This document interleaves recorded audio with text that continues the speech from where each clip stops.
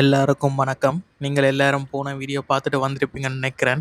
நாங்கள் அந்த இடமெல்லாம் பார்த்துட்டு இங்கால் பக்கம் வந்தோம்டா கொஞ்சம் போர் காலத்தில் பயன்படுத்தின சில விமானமும் ரேடாரும் ஜெனரேட்டரும் அங்கே இருக்கும். அதையும் தாண்டி போனோம்டா ஒரு முக்கியமான ஒரு ஹெலிகாப்டரை பற்றி நாங்கள் பார்க்க போகிறோம். அந்த ஹெலிகாப்டர் தான் முதலை என்று அழைக்கப்படுற மில் MI-24.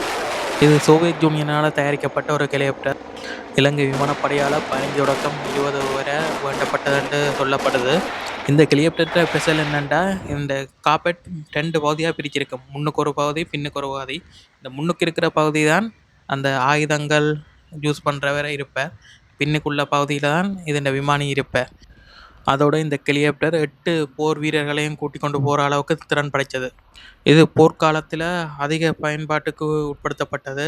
போர் வீரர்களை ஏற்றி கொண்டு செல்வது, சிறந்த தாக்குதலுக்கும் இது பயன்படுத்தப்பட்டது. இவ்வளவு திறன் படைத்த ஹெலிகாப்டராக இருந்தாலும் யுத்த காலத்தில் கிட்டத்தட்ட 12 ஹெலிகாப்டர் சேதமடைந்ததாக சொல்லப்படுது. 10 நேரடி சண்டையிலையும், இன்னொன்று கட்டுநாயக்க விமான படைத்தளத்தில் நிற்க தாக்குதலுக்குள்ளாகியும், இன்னொன்று விபத்துக்குள்ளாகியும் மொத்தமாக 12 சேதமடைஞ்சதாக சொல்லப்படுது. என்ன இருந்தாலும் யுத்த காலத்தில் ஒரு எமனாக பார்க்கப்பட்ட ஹெலிகாப்டராக இந்த முதலை கிளியை சொல்லலாம். அப்படியே இந்த ஹெலிகாப்டருக்கு முன்னால் ஒரு சேதமடைஞ்ச விமானத்தின் பாகங்கள் போட்டிருக்குது. இந்த விமானத்தை பற்றி நான் தேடி பார்க்க லயன் ஏர் கம்பெனியால் செலுத்தப்பட்ட இந்த விமானம் 1998 செப்டம்பர் 29 யாழ்ப்பாணம் பலாலி விமான நிலையத்திலிருந்து கொழும்பு நோக்கி 48 பயணிகளோடையும் 7 ஊழியர்களோடையும் புறப்பட்டிருக்கு. இந்த விமானம் வவுனியாக்கு கிட்ட இருக்கிற இரணைதீவு என்ற கடற்கரைக்கு பக்கத்தில் பறந்து கொண்டிருக்க ஏவுகணை தாக்குதல் மூலம் சுட்டு வீழ்த்தப்பட்டிருக்கு. இந்த ஒரு சோகமான சம்பவத்தில் அதில் பயணித்த 55 பேரும் செத்திருக்கணும். இந்த விமானம் 15 வருஷம் கழிச்சு தான் 2013 மே மாதம் கடற்படையினால் மீட்டெடுத்திருக்கணும். கடலுக்கடியில் இவ்வளோ காலம் இருந்தபடியாக தான் இந்த பிளேன் பார்க்குறதுக்கு இந்த நிலைமையில இருக்குது. இதையும் தாண்டி நாங்கள் அப்படியே பின்பக்கம் தொடர்ந்து போனோம்டா விடுதலை புலிகள் யுத்த காலத்தில் பயன்படுத்தின விமானம் ஒன்று தொங்க விடப்பட்டிருக்கும். அதோட ஒரு பீரங்கி, சில வாகனமும் இருக்கும்.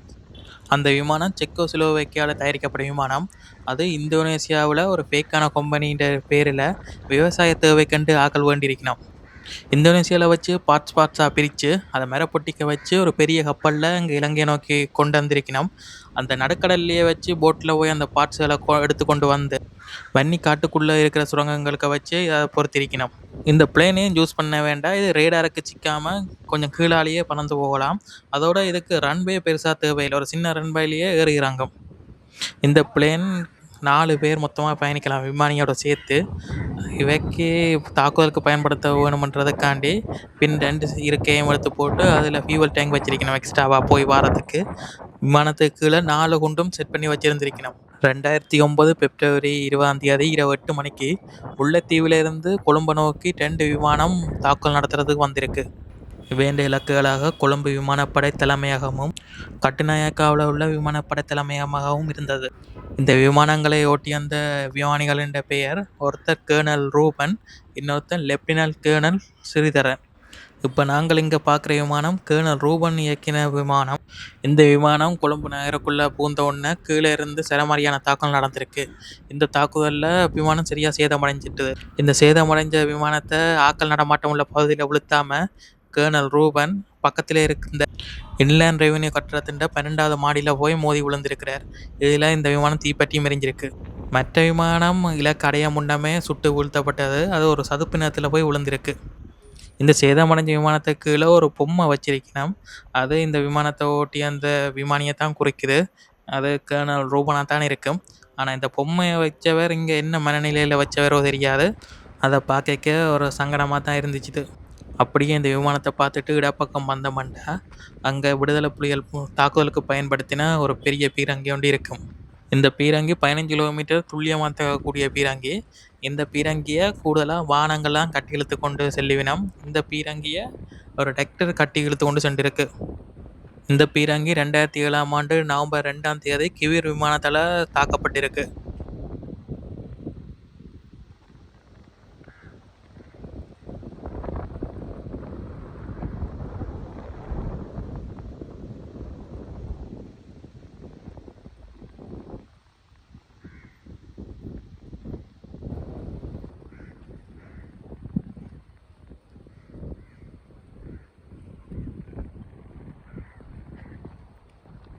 இதையும் தாண்டி அங்காள் பக்கம் போனோம்னா ஒரு வார் டேங்க் கொண்டு சரியா சேதமடைஞ்சு காணப்படும். இந்த வார் டேங்க் விடுதலை புலிகளால் தாக்குதலுக்கு பயன்படுத்தப்பட்ட ஒரு வார் டேங்க். இந்த வார் டேங்கை வச்சு 2002ஆம் ஆண்டு பூநகரி பகுதியில் இராணுவத்தை தாக்கியிருக்கணும். அந்த சண்டேயில் கிபிர் விமானத்தை பயன்படுத்தி இந்த வார் டேங்க் அழிக்கப்பட்டிருக்கு.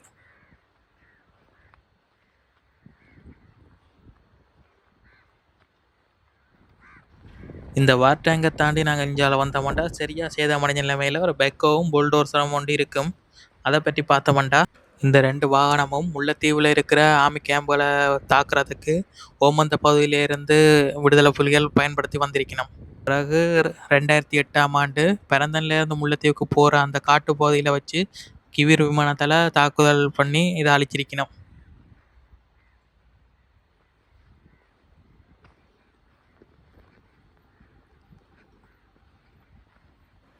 இதையும் தாண்டி வந்தோம்னா இங்கே ஒரு சேதமடைஞ்ச ஒரு வாகனம் ஒன்று காணப்படுது. இந்த வாகனம் யார் பயன்படுத்தினார்டா விடுதலை புலிகள் என்ற அரசியல் தலைவர் தமிழ்ச்செல்வன் பயன்படுத்தின வாகனம் இது. இந்த வாகனம் 2007ஆம் ஆண்டு நவம்பர் 2ஆம் தேதி கிவிர் விமானத்தளம் மூலம் தாக்கப்பட்டிருக்கு. இதுக்கு பின்னால் இன்னொரு வாகனமும் சேதமடைஞ்சு காணப்படுது. இந்த வாகனத்தை பற்றி பார்த்தோம்னா இது முதல் தமிழ்ச்செல்வன் அரசியல்வாதி தமிழ்ச்செல்வன் வரைக்கும் பாதுகாப்பாக வந்த இன்னொரு வாகனம். இந்த வாகனமும் 2007ஆம் ஆண்டு நவம்பர் 2ஆம் தேதி அதே நாளில் அழிக்கப்பட்டிருக்கு. இதுக்கு பின்னால் நாங்கள் பார்த்தோம்னா சேதமடைஞ்ச நிலைமையில் கொஞ்சம் போட்டுகள் இருக்கும். ஒரு நீளமான போட், ஒரு சின்ன போட் எல்லாம் இருக்கும். இந்த போட்டு என்னத்துக்கண்டா இந்தோனேசியாவிலேருந்து ஆயுதங்கள் விடுதலை புலிகளுக்காக கொண்டு வந்திருக்கணும் கப்பலில். அந்த கப்பலுக்கு பாதுகாப்பாக வந்ததான் இந்த போட்டுகள். இந்த போட்டுகளை கிவிர் விமானம் மூலம் அழிச்சிருக்கணும். இந்த போட்டுகள் 2006ஆம் ஆண்டு செப்டம்பர் 17ஆம் தேதி அன்று தாக்கப்பட்டு அழிச்சிருக்கணும். இவ்வளவுதான் இப்போதைக்கு அங்கே இருக்கிற விடுதலை புலிகள் பயன்படுத்தின சில வாகனம், போட்டுகள் மற்றும் விமானம் இருக்குது. இதில் அப்படியே பார்த்துட்டு நாங்கள் வரலாம். இந்த வீடியோவில் இங்கே இருந்த முக்கியமான விமானம் மற்றும் இந்த வாகனங்கள், பெக்கோ, போட்டுகளை பற்றி சரியான தகவல் சொல்லியிருக்கிறேன்னு நினைக்கிறேன். நீங்களும் இவற்றை பார்க்கணுமெண்டா ரத்னால ஏர்போர்ட்ஸ் மியூசியத்துக்கு வந்தீங்கள்டா பார்க்கலாம். பெருசாக சனமண்டி இருக்காது. இந்த பின்பக்கம் கூடுதலாக பெருசாக வந்து பார்க்குற மாதிரியுமே தெரியல.